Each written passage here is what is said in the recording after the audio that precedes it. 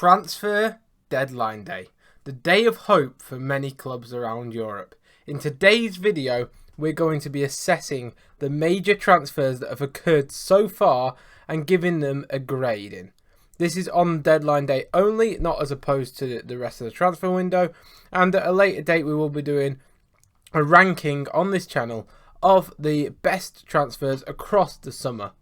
This video, though, we're going to go into the details of transfers that have occurred today, and I will also have notifications on Twitter if any deals go through on the process of this video. That being said, there are only going to be Premier League transfers, so if you're a Barcelona fan, actually no, Barcelona do feature because they bought a few players and sold a few players, but if you say a Real Madrid fan, where they may have done business elsewhere, it won't be featured in today's video. I hope you do enjoy. If you do enjoy this style of content, please be sure to like and subscribe for more from me and also Alex. Welcome to Football Fix, and let's get into it. So the main news from Manchester City is that they have signed Borussia Dortmund centre-back Manuel Akanji. To evaluate this transfer, I'm going to give it a B because it's a solid option with Champions League experience who's been decent for a few years. He's obviously quite a quick player. And it gives City more depth in the centre-back position. But not only that, you have to look at what it adds to their left-hand side. Nathan Ake is obviously a player who can play left-back or centre-back. City lack the depth at full-back, and I think having the ability to play Nathan Ake left-back, or if needs be John Stones right-back, will massively help them going forwards, because depth is something that City have lacked sort of since the window opened, and they had some outgoings to key players like Zinchenko, but Akanji allows them to use players in other places, other positions, and that can only be a good thing for Manchester City and Pep, who obviously will be looking to win the league again. The next transfer that I'm going to talk about is Maitland-Niles, who's gone on loan to Southampton for this season. For me, this is probably a C in terms of transfer rating, as Maitland-Niles is a player who is very versatile, can play left-back and right-back. Centre midfield is his preferred position. He's a very physically gifted player. The issue comes that when playing in the centre midfield, does he have the technical ability to do so? And for me, I'd argue probably no, but in a Hasenhüttl system with high pressing and high stamina needed and strength, Maitland-Niles may be the perfect fit. The transfer, reported by Fabrizio Romano, comes in with a buy option. However, it isn't disclosed what this buy option could be. I'd imagine it's going to be roughly £8 to £10 million. Upon signing the loan deal with Southampton, he extended his Arsenal contract till 2024.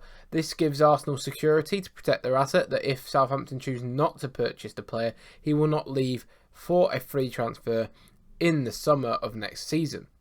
So it's a good, sensible move from Arsenal to include that new contract, and it probably does increase the value of the transfer for Southampton. But Niles is someone who was on the periphery of the Arsenal squad, wasn't going to be used, and therefore it makes sense for all parties. I'm not sure how good he is now in terms of he needs consistent minutes, but I'm going to give it a C for Southampton. It could turn out to be a steal though. In terms of Everton, some news on them. They weirdly had a £30 million bid rejected for João Pedro from Watford. I don't know what Watford are doing here. They should have taken that money and run, but if Everton do go back in for him, you could expect maybe something like 40 million for the striker. In terms of Liverpool, this is the big news of the day for Liverpool fans, and it is the much needed news as well. However, I'm going to give their transfer a C, because I don't rate Arthur Melo that highly. But they've got in a loan for a year. Arthur Melo from Juventus. It's another warm body in midfield, much needed for Liverpool. And it's got the here we go from Fabrizio, so it's going to happen. And they did need a centre midfielder. They needed numbers. You've seen Milner, Henderson and Elliott play midfield this season.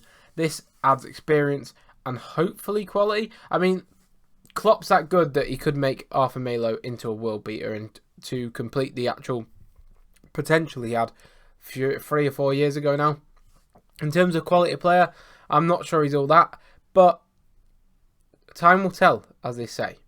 The next one we're going to talk about is Leandro Dendoncker to Aston Villa, and this is a £12 million fee. He can obviously play CDM, centre mid and centre back. I'm going to give it a B because of the actual sort of price tag for the fee. I think he's 27 years old. Obviously comes from Wolverhampton Wanderers to Aston Villa. Decent signing, and it looks like this is leading to the next player that we're going to talk about leaving Aston Villa, and that is Douglas Luiz. It looks like Dendoncker's replacing Douglas Luiz at Aston Villa. Arsenal are bringing in Douglas Luiz, maybe, because with a 20 million bid reported. Apparently both the club and the player are really pushing at the moment, and this is a good deal for Arsenal because it brings in someone who can play as a 6 or an 8. And Brazilian, got the connection. It's funny, his middle name is Gabriel as well, but that's another side topic. But Douglas Luiz is a player, really has Premier League experience. He's only 24 years of old, decent age profile for the Gunners. Can play in an 8 and a 6. That being said, I think he's quite a limited player. That is one thing I will put out there. I'm not sure when Tielemans is worth 25 million, why you'd go for Douglas Luiz. Although Tielemans maybe can't play as a lone 6, that might be the reason with El Nenny's injury, with Thomas Partey being injury prone. Douglas Luiz is a sensible pickup indeed, and it makes a lot of sense for Arsenal. Am I sure he's that good? Probably not. In terms of Daniel James, he has joined Fulham on loan from Leeds for the season. I don't know if there's a buy option in there, but it is a very decent deal for Fulham. Obviously bringing in a player with raw pace, good counter-attack. He hasn't necessarily had the end product or the crossing ability to get into sort of balls into Mitrovic, but he adds another option, being so quick. And hopefully Mitrovic can thrive off the back of Dan James' arrival to Fulham. One we want to talk about now is something close to my heart, and that is Hector Bellerin. He's agreed to leave Arsenal on a free contract for a 1-year deal to Barcelona. This follows Serginho Dest's potential exit at the new camp. I believe he's been linked with United, among other clubs, but it is one of those that is a bit unfortunate because I do really, really like Hector Bellerin, just as a personal standpoint. Obviously, he came through from the Barca Academy, so it is a bit of a homecoming. And he is now, 26, 27 years old. A free transfer. I think it's a shame because Arsenal should have got money on for him. But apparently they don't have to pay off his contract, so that's a good thing from them. And it's a good sort of agreement from Bellerin to say, look, I respect you. Thank you for being accommodating and not expecting a transfer fee. I don't know how Barcelona are just having the money to pay the wages for these players. But there is another one that has gone through the transfer roundup. Finally, we're going to discuss the big transfer of the day. Aubameyang, Pierre-Emerick Aubameyang, yes, ex-Arsenal Pierre-Emerick Aubameyang, has joined Chelsea, or is going to join Chelsea, on a £14 million deal plus Marcus Alonso. This is a massive deal with Barcelona and Chelsea, especially considering that Barcelona picked up Aubameyang on a free contract in January of last season. So there's many questions about Aubameyang. His sort of nature, his persona, his temperament is coming to question from time to time. But Tuchel is a man who knows Pierre-Emerick Aubameyang. Aubameyang is a goal scorer through and through. When you get him on form, when you get him in a good temperament, the man will score goals. Chelsea need a striker. It makes a lot of sense from that department. The only worry is the age profile, committing him to a 2-year contract plus a third extra year. That would lead Aubameyang to be 36, nearly 37 by the time this contract comes out. Chelsea also losing Marcus Alonso, I think it's actually a benefit for Chelsea. They've never really had anyone interested in Marcus Alonso, who arguably isn't that good a player, so it's good to get him off the wage books. But getting in Aubameyang, an aging player on a 3-year potential deal at 33 that could lead him to 36 is a worry. That being said, he's a goal scorer. He's scored in everywhere he's gone. Barcelona, he bagged goals. Arsenal, he bagged goals, except from the last sort of 2 years of his deal. He'll bag them goals. He'll probably get them top 4. He'll improve them. It just depends on the philosophy that Tuchel wants to instill. Pierre-Emerick Aubameyang isn't a great presser. He's a very good footballer, a very good goal scorer. He's obviously quick. He has the qualities. Will the pace leave as he gets older? We don't know. But he's a quality player. And that is the be-all and end-all. He's not the best presser if you want to play a gegenpress or a pressing system. He isn't a good hold-up striker if you want the striker to be involved in play. Which is a worry because with Lukaku last year, they definitely wanted the striker to be involved in play, which was to his dismissal.